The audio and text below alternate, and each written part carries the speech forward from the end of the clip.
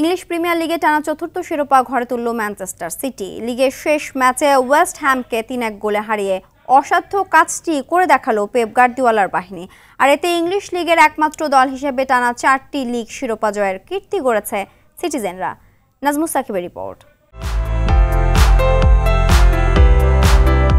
আলোর পথে নতুন দিশায় রোমাঞ্চকর শেষের অপেক্ষায় ছিল ইংলিশ প্রিমিয়ার লিগ। শেষ দিনে শিরোপার লড়াইয়ে ছিল ম্যানচেস্টার সিটি ও আর্সেনাল। তবে ঘরের মাঠ ইতিহাদে ইতিহাস গড়ার সুযোগ হাতছাড়া করেনি সিটিজেনরা। ওয়েস্ট হ্যামকে ৩-১ গোলে হারিয়ে প্রথম ইংলিশ ক্লাব হিসেবে টানা চতুর্থ প্রিমিয়ার লিগ শিরোপা জয়ের উল্লাসে মাতল গার্দিওলার দল।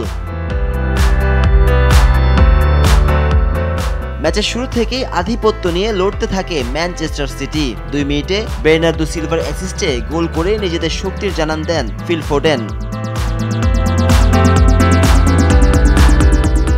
১৮ মিনিটে নিজের দ্বিতীয় গোল আদায় করেন মৌসুমের সেরা খেলোয়াড় নির্বাচিত হওয়া ইংলিশ এই মিডফিল্ডার। প্রথমার্ধের শেষ দিকে সিটির জাল খুঁজে নিয়ে ব্যবধান কমায় ওয়েস্ট হ্যাম। মোহাম্মদ কুদুসের গোলে ২-১ ব্যবধানে বিরতিতে যায় তারা।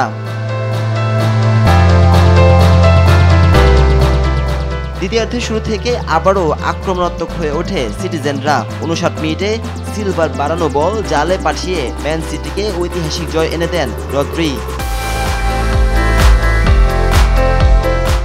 নাজমুস সাকিব, RTV।